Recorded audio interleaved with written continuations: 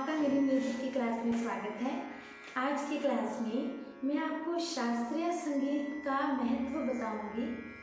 आज का मेरा टॉपिक है कि शास्त्रीय संगीत सीखना क्यों ज़रूरी है। आप में से बहुत से लोग होंगे, बच्चे होंगे, स्टूडेंट्स होंगे जो बहुत अच्छे से सॉन्ग को गा लेते होंगे, लेकिन अगर आपसे ये पूछा जाए कि इस सॉन्ग का राग कौन सा है या फिर इस सॉन्ग में कौन से ताल का यूज़ किया गया एक्सेट्रा, किसी भी तरह के अगर शास्त्रीय रूल के बारे में पूछा जाए तो आप उसका जवाब नहीं दे पाएंगे, क्योंकि आपने उस चीज़ को समझा या सीखा नहीं है। शास्त्र जो वर्ड है, शास्त्रीय संगीत जो है, वो हमारे शास्त्रों में पुराने विद्वानों ने जो संगीत के बारे में खोज की, उन्हें अपने ग्रंथों में लिखा। उन रूल्स को हम जब फॉलो करते हैं, उन्हें सीखते हैं, तो वो शास्त्रीय संगीत हमारा बनता है। हमारे पुराने समय से लेकर अब तक के जितने भी ग्रंथ, जितने भी पुस्तक, जितने भी उस्तादों ने, विद्वानों ने लिखा, उस बारे में जानना, उसको समझकर गाना, उसको समझकर संगीत बनाना और ताल आदि सबको समझकर चलना ही शास्त्रीय संगीत है।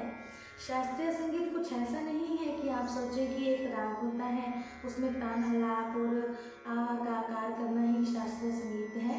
ये आपकी धारणा जो है उसको थोड़ा मैं आज बदलना चाहूँगी। शास्त्रीय संगीत का मतलब है कि ऐसे रूल्स जो हमें संगीत को सही दिशा देने में साथ देते हैं। जिन विद्वानों ने अपना उम्र भर इतना मेहनत और अपना इतना जो उन्होंने टैलेंट था, जो भी उनका ज्ञान था, वो हमारे लिए छोड़ के गए, भर के गए, ताकि आने वाली पीढ़ियाँ उसको समझें और हमारा जो भारत का संगीत है वो कहीं गुम ना हो जाए। क्योंकि आजकल बॉलीवुड में भी अगर हम देखेंगे तो वेस्टर्न कल्चर का प्रभाव है, लेकिन कहीं ना कहीं हमारा जो शास्त्रीय संगीत के जो राग हैं, हमारे जो ताले हैं, उनका कुछ ना कुछ रूप हमें ज़रूर मिलता है देखने को। तो ये इसीलिए है शास्त्रीय संगीत कि हमारी जो धरोहर है, ये हमारा खजाना है। हम वेस्टर्न कल्चर में अपना जो खुद का अस्तित्व है, हमारा संगीत का जो वास्तविक रूप है, उसे ना भूल जाएं। और दूसरा कारण, यदि आपसे कभी पूछा जाए कि आप कोई राग गा रहे हैं या सॉन्ग, अगर हम सॉन्ग पे बात करते हैं, आप यूजुअली एक सॉन्ग आप गा रहे हो, आप बहुत अच्छा गा रहे हो, काफ़ी समय से आपने उसको प्रैक्टिस किया, लेकिन सुनने वाला यदि है, कोई आपसे कोई पूछ लेगा कि ये सॉन्ग का राग बताओ या इस सॉन्ग का क्या ताल है, तो आप वहाँ पे क्या जवाब देंगे उसको?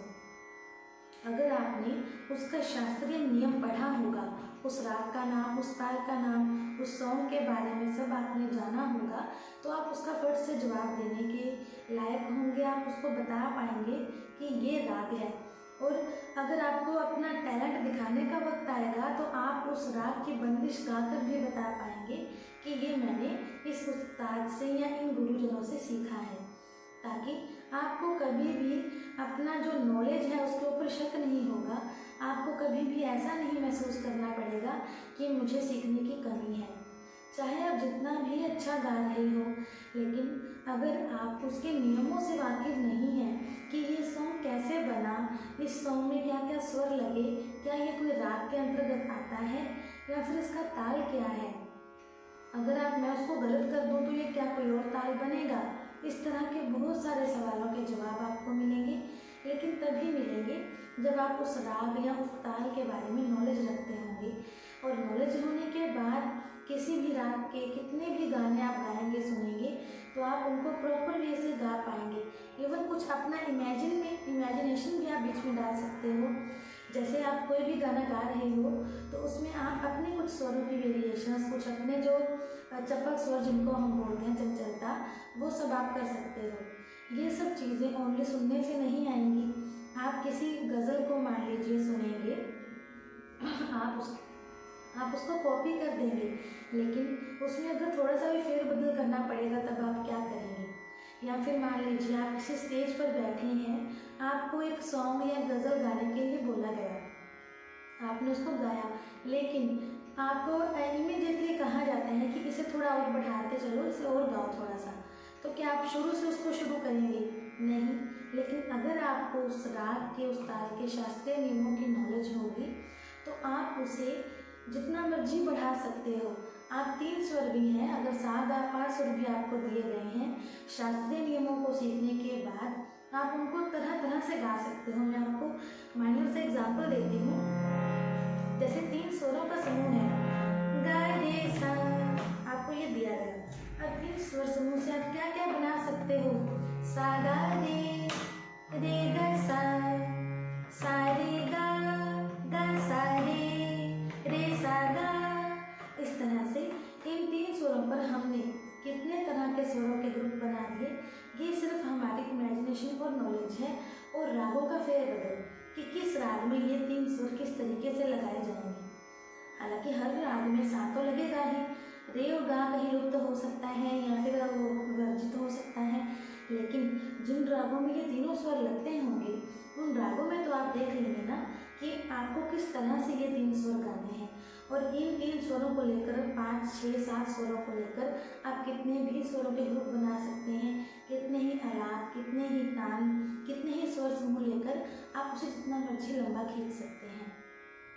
ये सब तभी मुमकिन होगा अगर आपको उसके शास्त्रीय नियमों की नॉलेज होगी। जो चीज़ आप गा रहे हो उसके शास्त्रीय नियमों की नॉलेज होगी। जैसे मान लीजिए एक गज़ल लेते हैं हम, सिंपल सा फरीदा खानम जी की गाई गज़ल है। आज जाने की जिद ना करो, ये मैंने सिंपल लाइन गाया। इसको मैं बिल्कुल सिंपल बहुत अच्छा गा रही हूँ, लेकिन अगर मुझे नॉलेज है तो मैं इसको कैसे भी बदल दूंगी। आज जाने की जिद ना करो, जिस थोड़ा बदला, कुछ और आलाप ले सकते हैं।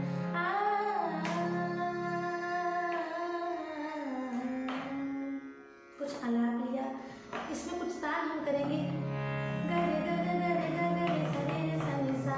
ये हमने तान अपने इमेजिन से ली, क्योंकि हम इस राग को जानते हैं। इस राग को सीखने के बाद हम इसमें कुछ भी अपना वेरिएशंस ला सकते हैं। तो आज की क्लास में मैं आपको शास्त्रीय संगीत का महत्व बताने की कोशिश कर रही हूँ कि शास्त्रीय संगीत जो है हमारे विद्वानों की जो धरोहर है, उनकी जो मेहनत है, वो हमारे लिए कितना ज़रूरी है उसको सीखना। उसे सीखे बिना भी हमारा काम चलेगा। हम संगीत तो कर ही रहे हैं, हमारा मन भी लग रहा है, लेकिन कहीं ना कहीं जो एक अधूरापन है वो हमारे अंदर रह जाएगा। तो मेरी आप सबसे आज यही एक तरह की रिक्वेस्ट है या फिर आप सबसे एक डिस्कशन ही है कि संगीत जितना हो सके उसको सीख कर आप लोग करिए, ताकि आपको खुद को पता हो कि हम क्या गा रहे हैं। अगली क्लास में हम और भी अलग अलग और नए नए टॉपिक्स पर चर्चा करेंगे। Thank you friends.